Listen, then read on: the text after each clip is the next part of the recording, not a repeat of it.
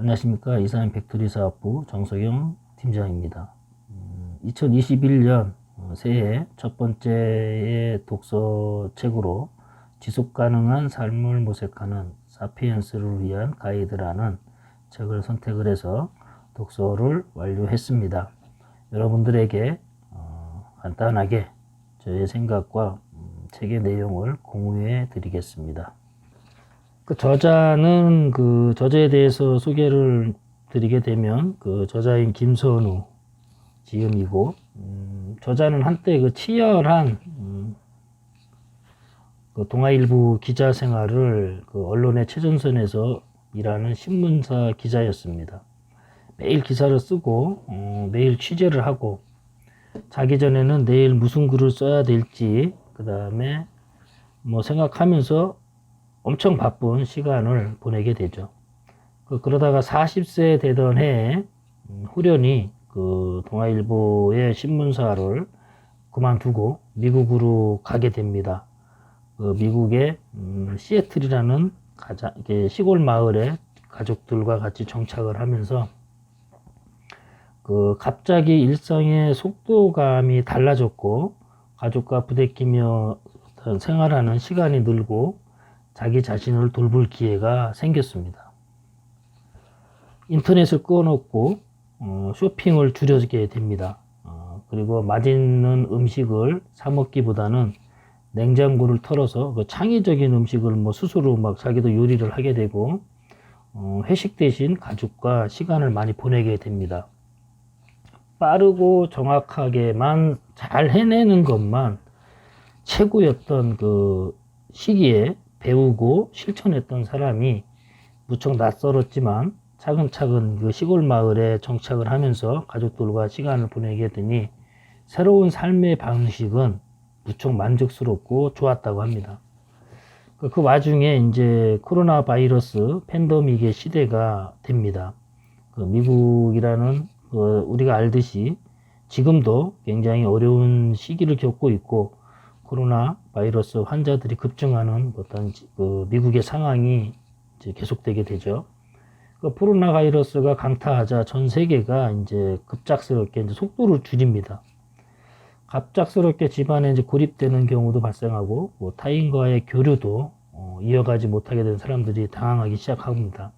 한 번도 경험한 적이 없었던 단절 속에서 사람들은 허둥지둥 삶의 방식을 바꾸기 시작합니다.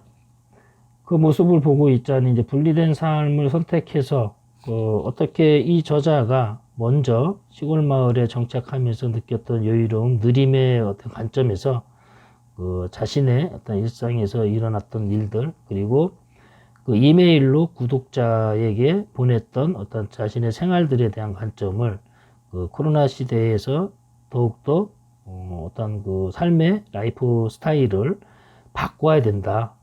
좀 느림을 생각하고 이런 부분들을 좀 강조하고자 메시지를 던져주는 책입니다.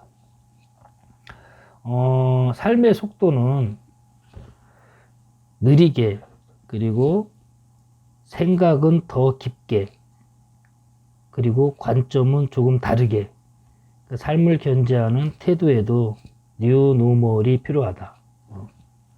코로나 바이러스로 인해서 우리의 삶은 생각해 본 적 없던 국면으로 접어들었습니다.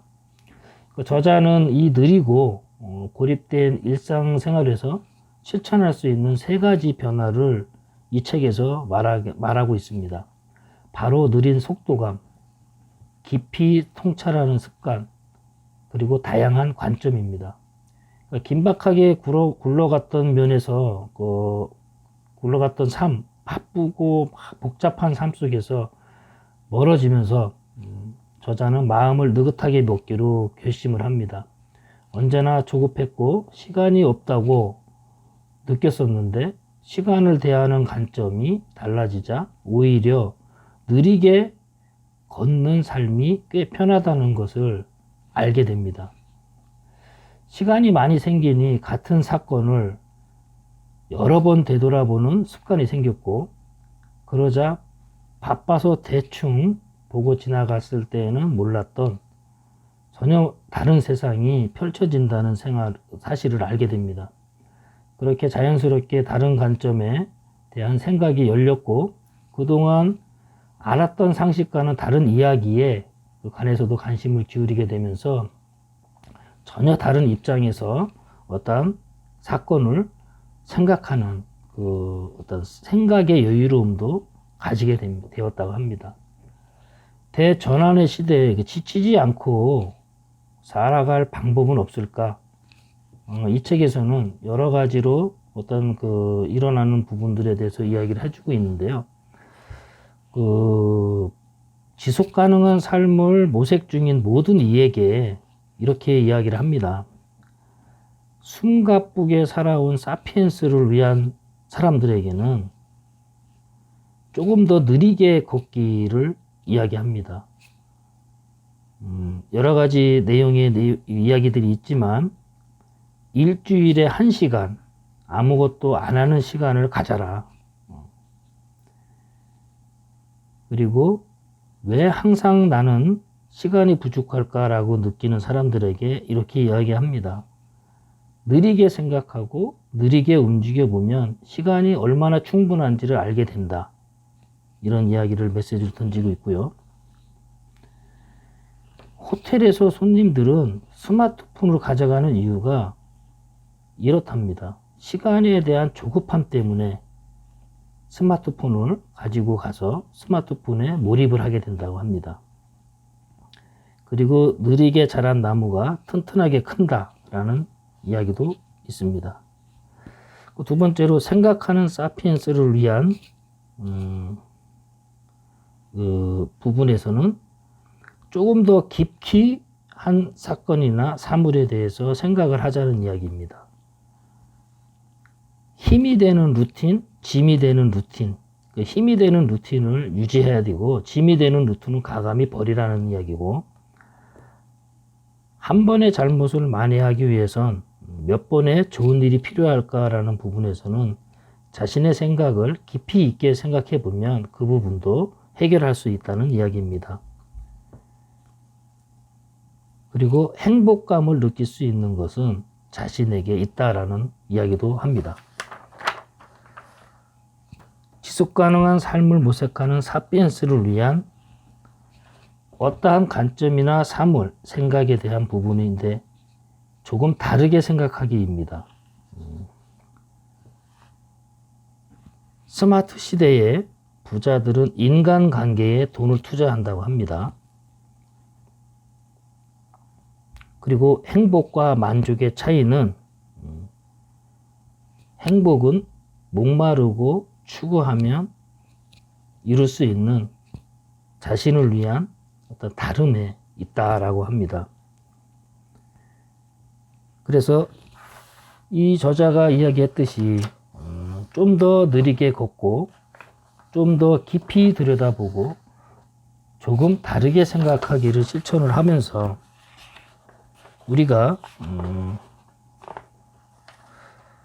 그 대전환의 시대에 그 지치지 않고 살아가는 어떤 지혜로움을 배워야 된다라는 이야기입니다.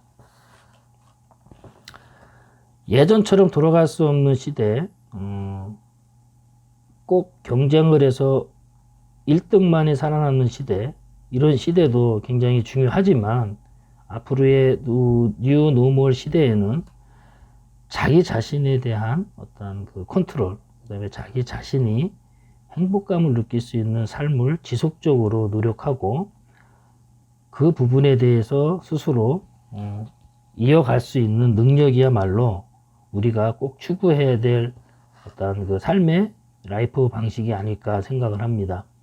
여러분들도 말씀드린 좀 더 느리게 걷고 좀 더 깊이 있게 생각하고 좀 더 다르게 생각하는 여유로움을 지니는 올 한 해가 되셨으면 하고, 저도 요 세 가지는 한번 생각을 하면서 제가 예전에 생각했던 부분이, 저는 좀 나이가 이제 들어가는 50대이기 때문에 행동은 빠르고 생각은 깊이 하자라고 했었는데, 행동은 빠르게 하면서도 다만 어떤 마음에 대해 여유는 좀 느리게 갈 수 있는 기다릴 줄 아는 그 생활을 해보고 싶습니다. 여러분도 한번 이 부분에 대해서 고민을 해보시고 꼭 실천할 수 있는 올 한 해가 되셨으면 좋겠습니다. 예, 감사합니다.